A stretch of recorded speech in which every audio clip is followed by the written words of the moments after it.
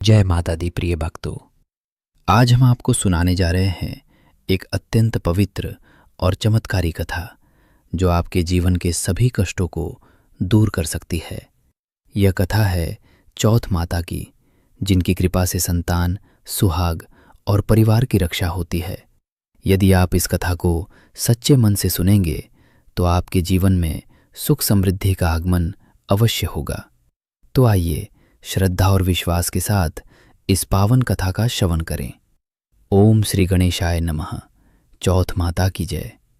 प्रिय भक्तजनों, आज संकष्टठी चतुर्थी के दिन सुनिए चौथ माता की कहानी। चौथ माता की कथा सुनने से पहले जानिए चौथ माता के प्राकट्य के विषय में। चौथ माता का व्रत संतान और पति की दीर्घायु की कामना से किया जाता है। मान्यता है कि सवाई माधोपुर में चौथ माता ने वहां के राजा को दर्शन दिए थे। कहते हैं कि इस मंदिर की स्थापना राजा भीम सिंह ने करवाई थी। मान्यता है कि देवी चौथ माता ने स्वप्न में राजा भीम सिंह चौहान को दर्शन देकर यहां अपना मंदिर बनवाने का आदेश दिया था। राजा एक बार बरवारा से संध्या समय शिकार के लिए निकल रहे थे। तभी उनकी पत्नी रत्नावली ने उन्हें रोका, लेकिन भीम सिंह ने ये कहकर उनकी बात को टाल दिया कि चौहान एक बार सवारी करने के बाद शिकार करके ही लौटते हैं। इस प्रकार अपनी रानी की बात को अनसुना करके राजा भीम सिंह अपने कुछ सैनिकों के साथ घने जंगलों की ओर चले गए।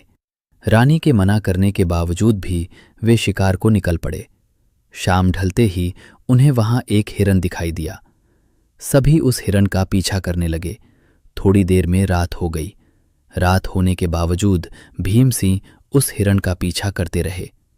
धीरे धीरे वो हिरन उनकी नजरों से ओझल हो गया और तब तक राजा के साथ सैनिक भी रास्ता भटक चुके थे। राजा अब सैनिकों से अलग हो चुका था। अकेले में राजा घबरा गया। अब वो भटकते भटकते बहुत ज्यादा भूख और प्यास से व्याकुल हो गया। प्यास के कारण उसका गला सूखने लगा। उसने चारों ओर पानी की खोज की, लेकिन कहीं पानी नहीं मिला, जिससे वो प्यास के कारण मूर्छित होकर जंगल में गिर पड़ा। मूर्छित अवस्था में भीम सिंह को पचाला तलहटी में चौथ माता की प्रतिमा दिखाई देने लगी। कुछ देर बाद उन्होंने देखा कि तेज बारिश होने लगी और बिजली चमकने लगी। मूर्छा टूटने पर राजा को अपने चारों तरफ पानी ही पानी नजर आया। घने जंगल में कोई भी नहीं था। तभी ये चमत्कार हुआ कि वहां पानी भर गया। राजा ने पहले पानी पिया, फिर उसी अंधेरी रात में एक दिव्य और तेजस्वी बालिका पर उनकी दृष्टि पड़ी। वह कन्या उस समय खेल रही थी। राजा ने उस कन्या को इस भयानक वन में देखा तो पूछा कि बालिके, तुम इस जंगल में अकेली क्या कर रही हो? तुम्हारे माता पिता कहाँ हैं? कन्या ने तोतली वाणी में कहा, हे राजन, तुम ये बताओ कि तुम्हारी प्यास बुझी या नहीं। ऐसा कहकर वह कन्या अपने असली देवी रूप में प्रकट हो गई। तब राजा उनके चरणों में गिर पड़ा और कहने लगा, हे आदिशक्ति महामाया, मुझे आपसे कुछ नहीं चाहिए। यदि आप मुझ पर प्रसन्न हैं तो हमारे राज्य में ही सदा निवास करें। तथास्तु कहकर वह देवी अदृश्य हो गई। राजा को उसी स्थान पर चौथ माता की एक प्रतिमा प्राप्त हुई। उसी प्रतिमा को लेकर राजा बरवाड़ा की ओर लौट गया। बरवाड़ा पहुंचकर राजा ने राज्य में पूरा वृत्तांत सुनाया। तब पुरोहितों की सलाह से संवत 1451 में बरवाड़ा की पहाड़ी की चोटी पर माघ कृष्ण चतुर्थी को विधि पूर्वक उस प्रतिमा को मंदिर में स्थापित कराया गया। ऐसा कहा जाता है कि तभी से आज तक इसी दिन वहां चौथ माता का मेला लगता है। संकष्टठी चतुर्थी हो या करवा चौथ, लोग भारी संख्या में यहां दर्शन के लिए आते हैं और भक्तों को चौथ माता पर अटूट विश्वास होता है। कहा जाता है कि ये मंदिर विशेष रूप से विवाहित जोड़ों के लिए है। सुहागिन स्त्रियां करवा चौथ के अवसर पर यहां अपने पति की रक्षा के लिए प्रार्थना करती हैं। ऐसी मान्यता है कि चौथ माता देवी गौरी का ही स्वरूप हैं और इनकी पूजा करने से अखंड सौभाग्य का वरदान मिलता है। साथ ही दाम्पत्य जीवन में सुख बढ़ता है और परिवार के सभी सदस्य भी स्वस्थ और प्रसन्न रहते हैं। संतान की आयु लंबी होती है और चौथ माता की कृपा से परिवार में कोई विपत्ति नहीं आती। इन कथा के अनुसार एक बार एक सेठ और सेठानी थे। उनके एक बेटा और बहू भी थे। बहू सबको भोजन कराकर फिर स्वयं भोजन किया करती थी। उनकी एक पड़ोसन ऐसी भी थी जो रोज बहू से पूछती कि बहू, आज क्या बनाया और क्या खाया है। बहू हमेशा यही कहती, ठंडो बासी। एक दिन उसके पति ने यह सुनकर सोचा कि आज तो तरह तरह के पकवान बनवाऊंगा और देखूंगा कि मेरी पत्नी क्या कहती है। उसने बहुत से स्वादिष्ट व्यंजन बनवाए और घर के सभी लोग एक साथ बैठकर भोजन करने लगे।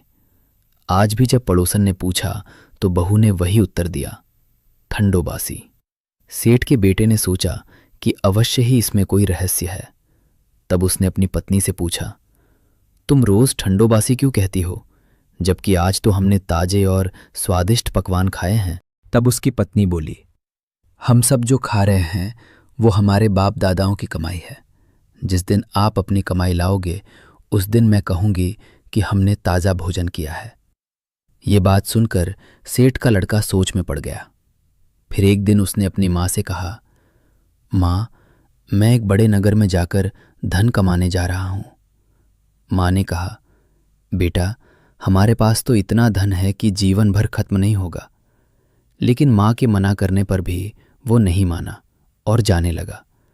जाते समय उसने अपनी पत्नी से कहा, जब तक मैं लौटकर ना आऊं तुम चूल्हे की आग बुझने मत देना।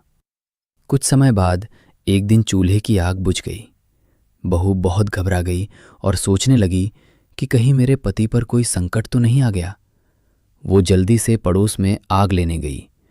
वहां उसकी पड़ोसन चौथ माता का व्रत और पूजा कर रही थी। पड़ोसन ने कहा, बहन, थोड़ी देर में आकर आग ले जाना। बहू ने पूछा, ये व्रत क्यों किया जाता है? पड़ोसन बोली, इस व्रत से अन्न धन की वृद्धि होती है और सभी मनोकामनाएं पूर्ण होती हैं। ये सुनकर बहू ने भी चौथ माता का व्रत करना शुरू कर दिया। वो दीवार पर चौथ माता का चित्र बनाती और घी गुड़ का चूरमा बनाकर चंद्रमा को अर्घ्य देकर भोजन करती। ऐसा करते करते बहुत दिन बीत गए। उधर चौथ माता ने उसके पति को स्वप्न में दर्शन दिए और कहा, हे साहूकार के पुत्र, तू सो रहा है या जाग रहा है? तेरी पत्नी तुझे बहुत याद कर रही है। अब तू घर लौट जा। और कहा, दुकान खोलकर कंकु केसर का पगलिया बनाकर बैठ जाना। आज तेरा सारा हिसाब हो जाएगा। जैसा माता ने कहा था वैसा ही हुआ। उसने बहुत सारा धन कमाया और गाड़ी भरकर घर की ओर चल पड़ा। रास्ते में एक बड़ा काला नाग फन फैलाकर बैठा था। उसने कहा, आज मैं तुझे डसूंगा, तेरी आयु पूरी हो चुकी है। सेठ का बेटा बोला, आज मैं अपनी पत्नी से मिलने जा रहा हूं। वो मेरा इंतजार कर रही है। मुझे उससे मिल लेने दो, फिर मैं वापस आकर तुम्हारे सामने प्रस्तुत हो जाऊंगा।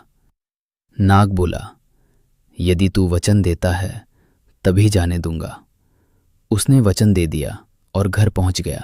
घर आकर वो सबसे मिला, लेकिन मन में चिंता थी। उसकी पत्नी ने पूछा तो उसने नाग की पूरी बात बता दी। पत्नी बहुत बुद्धिमान थी। उसने कहा, आप चिंता न करें, मैं उपाय करती हूं। उसने कमरे की 7 पैरियां सजाईं। पहली पर रेत, दूसरी पर इत्र, तीसरी पर गुलाल और फूल, चौथी पर कंकु केसर, 5वीं पर मिठाइयाँ, 6ठी पर गद्दा और 7वीं पर दूध से भरा कटोरा रख दिया। आधी रात को नाग आया और एक एक पैड़ी पर रुकता गया।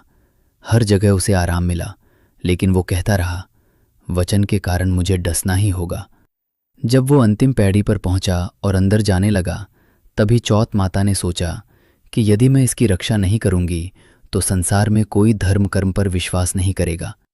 तब चंद्रमा ने प्रकाश फैलाया, चौथ माता ढाल बन गई और भगवान गणेश ने तलवार से नाग का वध कर दिया। सुबह जब सबने देखा तो नाग मरा हुआ पड़ा था। सेठ का बेटा और बहू समझ गए कि ये चौथ माता और भगवान गणेश की कृपा है। उन्होंने कहा, हे चौथ माता, जैसे आपने हमारी रक्षा की वैसे ही सभी भक्तों की रक्षा करना। प्रकार चौथ माता की कृपा से भक्तों के सभी संकट दूर होते हैं और जीवन में सुख शांति आती है। जो भी श्रद्धा से इस व्रत और कथा को करता है उसकी हर मनोकामना पूर्ण होती है। अगर आपको यह कथा पसंद आई हो तो वीडियो को लाइक करें, चैनल को सब्सक्राइब करें और कमेंट में लिखें जय चौथ माता।